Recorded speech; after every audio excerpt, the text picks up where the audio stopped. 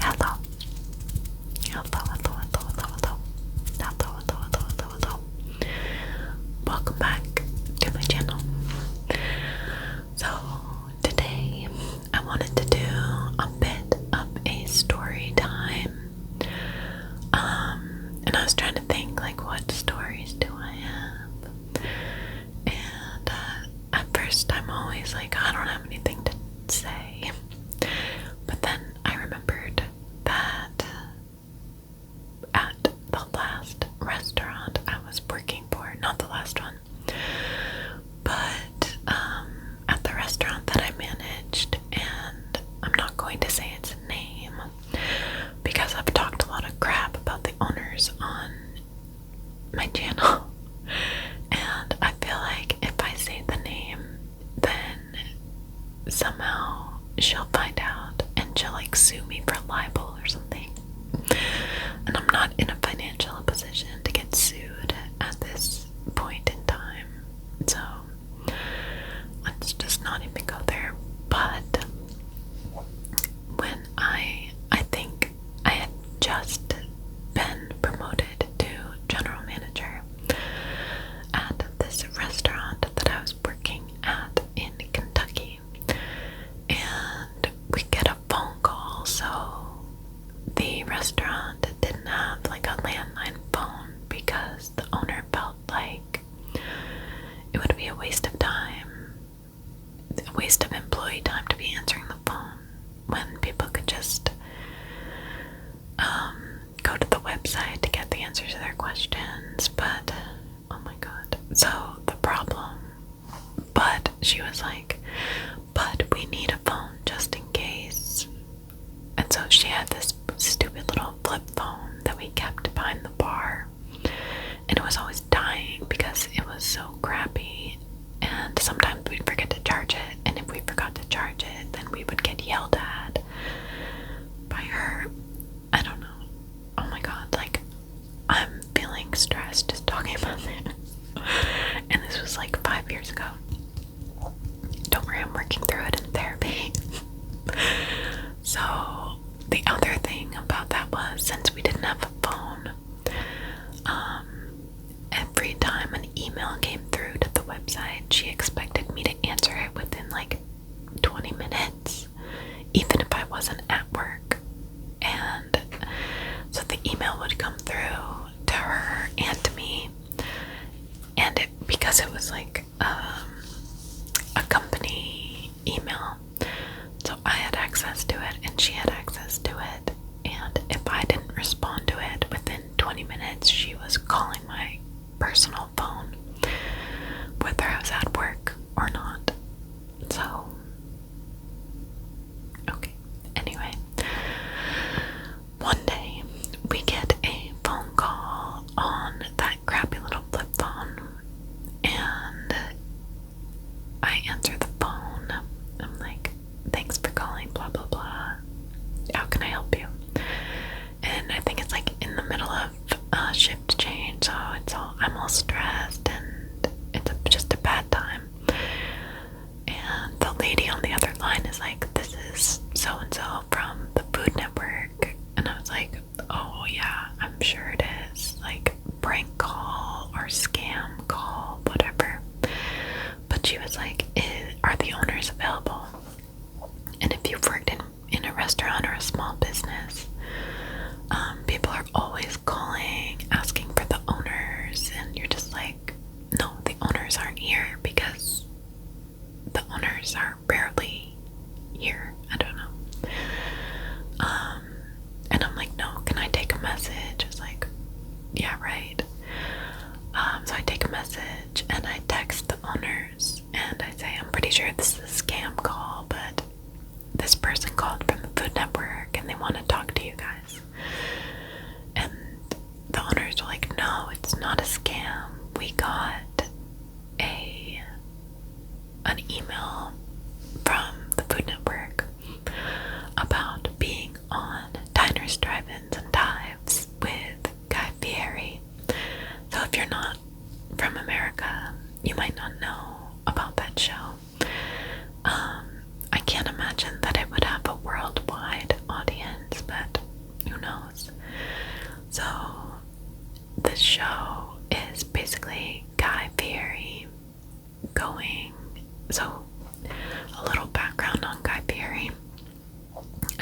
actually pronounces his name, Guy Fieri, but I'm not gonna say that because that's silly.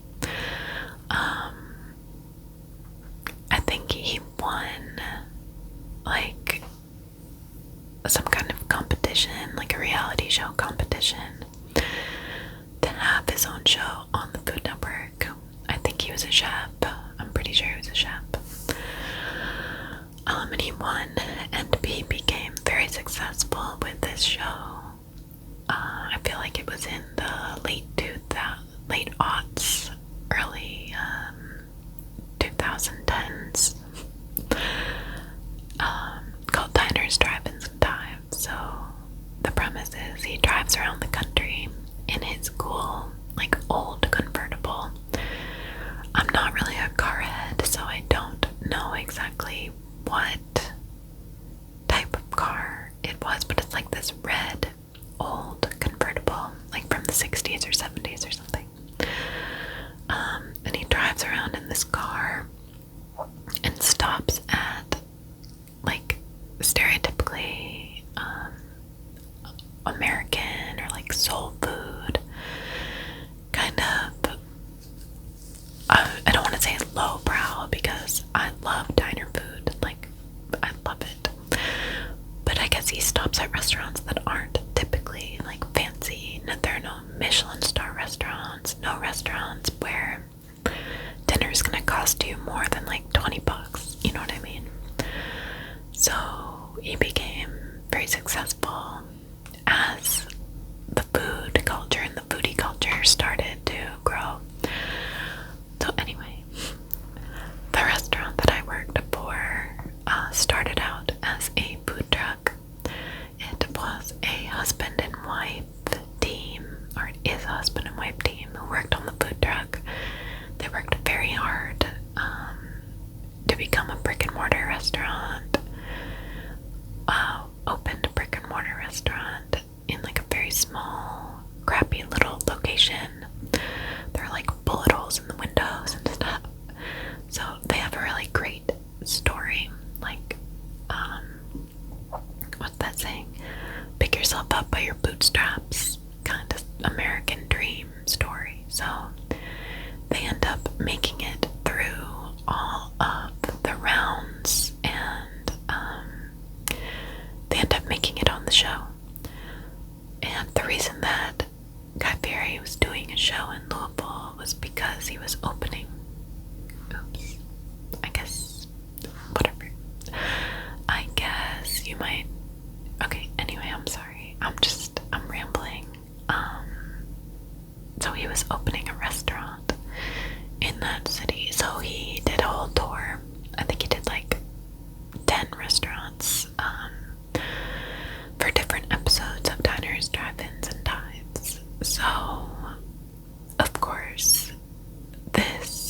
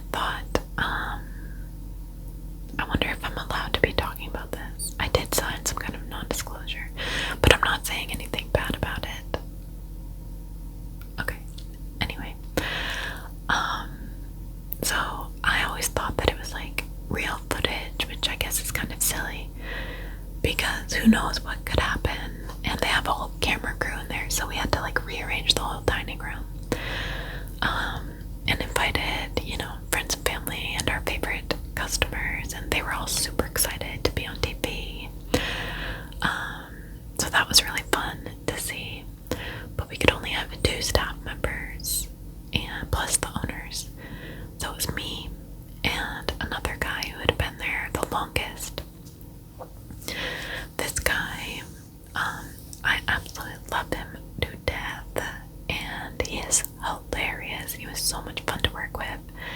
And he actually was the one who trained me. But he was a DJ on the side. Now I think he does his DJing pretty much full time, which is awesome for him. So he would stay out really late, and I was like, okay, I need you to go to bed early. Don't drink too much and I told him this the night before, because we have a big day tomorrow and we're gonna be on TV. So we need to be on our best behavior, and the owners are gonna be stressed, so let's keep it together, okay? So the next morning, I'm there, he's late. I'm there like cleaning the windows and making sure everything looks good. And he's late, and I'm like, why are you late? And he's like, well, I stayed up really late last night, and I drank too much, and I took mushrooms. And I was like, that is the worst possible thing that you could do to me before this very important day. He was kind of sweaty, but he ended up doing a great job, and it was totally fine. All we really had to do was run food from the kitchen to the tables. It's not like there were close-ups on us. It's not like we had to do interviews or anything like that. So in the episode, there's just like a very brief shot of me, because I'm extremely awkward and terrible on camera. Unless it's like just me looking at a camera. And all I said was like, here's your plate or something. It was stupid. So that was stressful. We had to close the restaurant for 4 or 5 days, which, you lose revenue by doing that. But that was fine. It was worth it. So the other cool thing about the episode I was on was that it was so Guy Fieri does a Make-A-Wish. He works with Make-A-Wish quite a bit.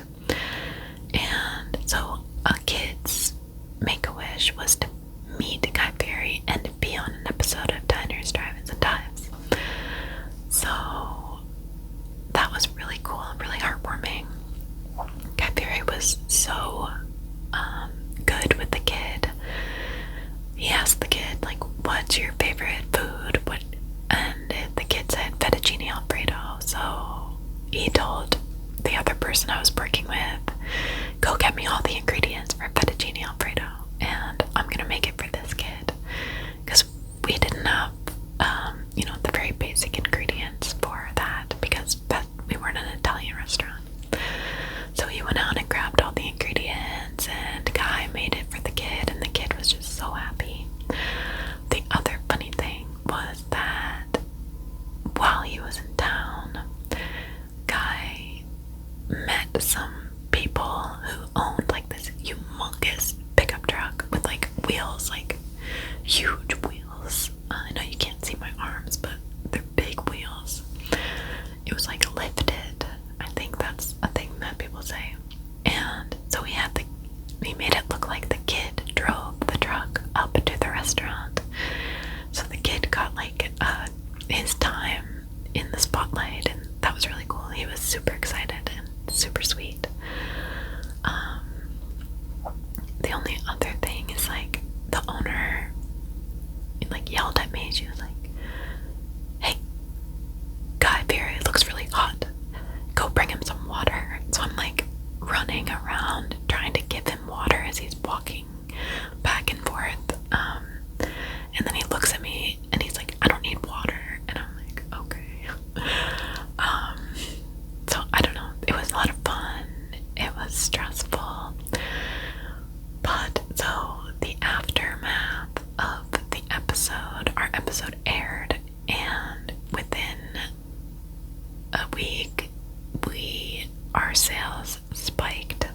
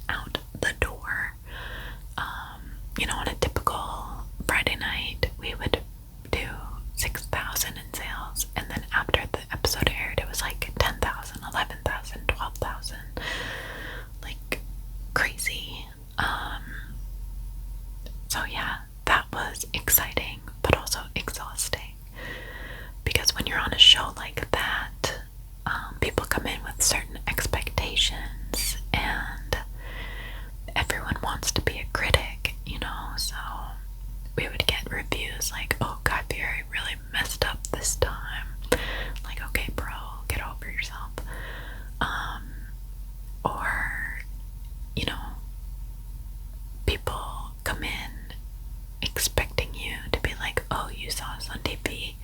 Let me do a song and dance for you, you know?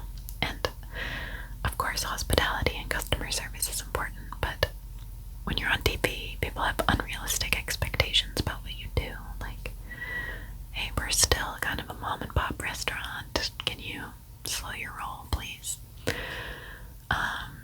But it was also kind of cool because people would come from around the country, like a lot of retired people or families on vacation would be like, oh, we like to try to go to every Diners, Drive-Ins, and Dives location